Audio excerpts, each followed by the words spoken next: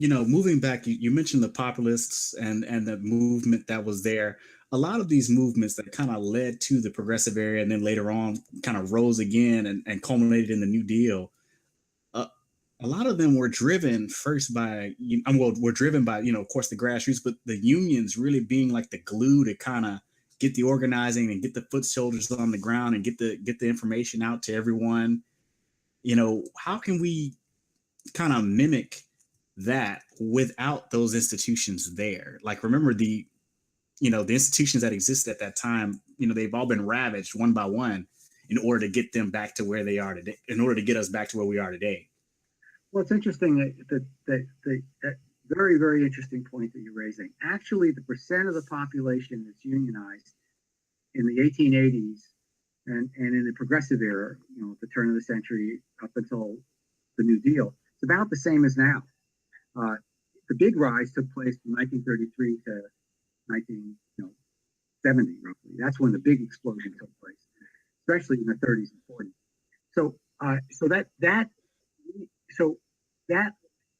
But you're right to say that the unions were very active and involved, because the few unions that were around were very good, right? And they made a big difference. Incredibly. There's still a few unions around that are very good and make a big difference.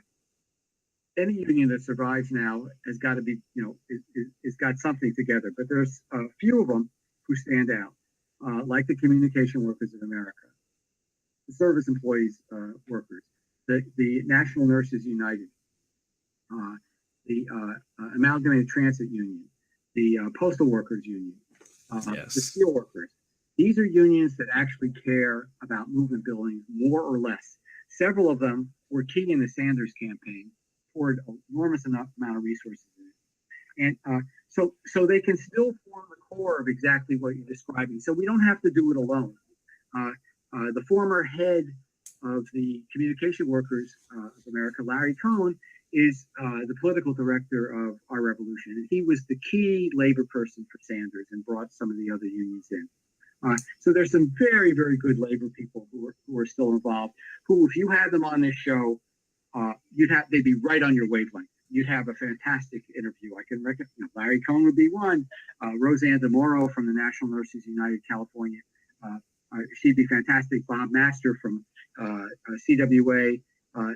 You would have in New York, who was also co-chair of the Working Families Party. These people are movement builders.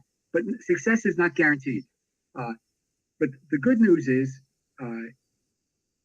we saw the beginnings of this with Occupy Wall Street.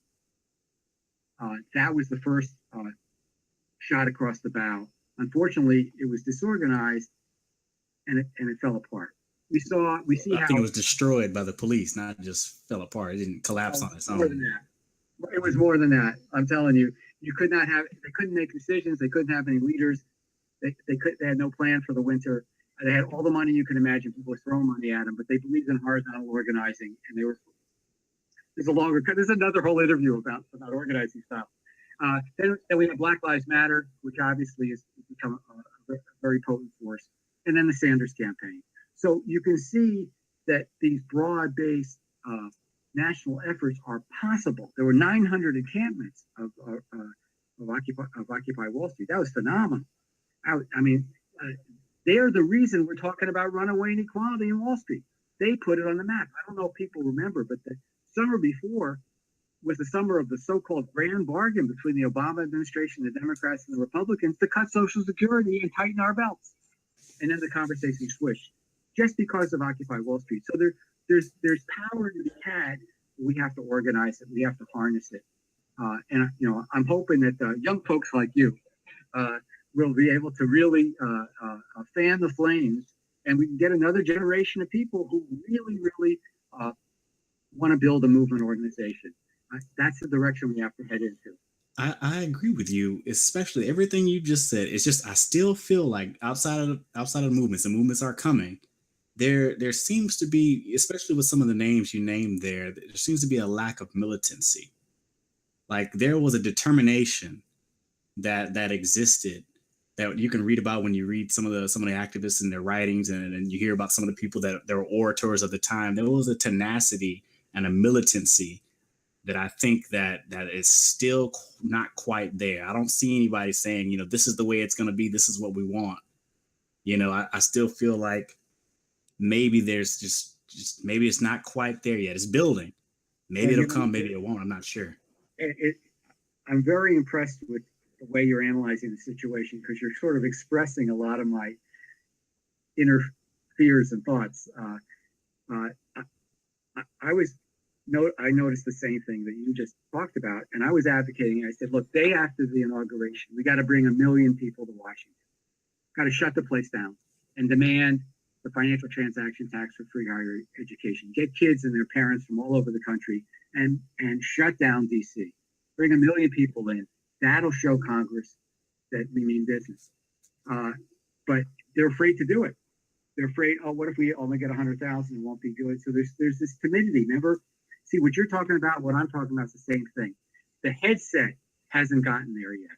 We're still trapped in, oh, maybe we can accommodate ourselves within, the current power arrangements. We can't. They're going to crush us. We're going to have to build something new. So I think two things have to happen: that assertiveness that you're talking about, combined with organization. It's spontaneous revolt. It's not going to work. It's wonderful to see, but we have to actually build something that could sustain a struggle for 10 or 20 years. It took a long time to get us into this mess. It's going to take us a long time to get us out.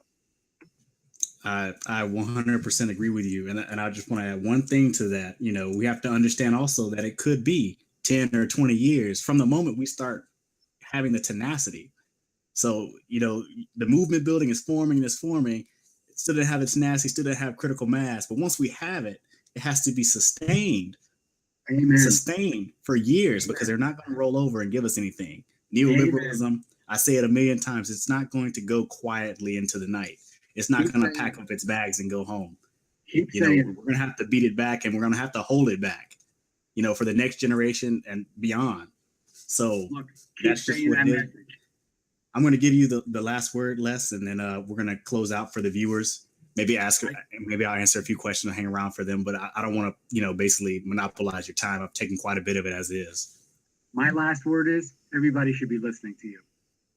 I agree with everything you just said, and that's exactly right. Build for the long term. Everyone should be listening to you. Keep saying it. That's my last word. Keep saying what you're saying. Thank you, Les. Thank you for sharing your time with us. And again, remember, his book is Runaway Inequality: An Activist Guide to Economic Justice. And, Les, you're free to stay or leave whenever you like. I'm going to go ahead and just go to our channel here and see if any of the viewers have anything pertinent, like any questions or whatnot I can answer while I still have 5 or so minutes. Okay, I'm going to talk about something that hadn't been on my mind. Good night, everybody. Good night. Thank you so much.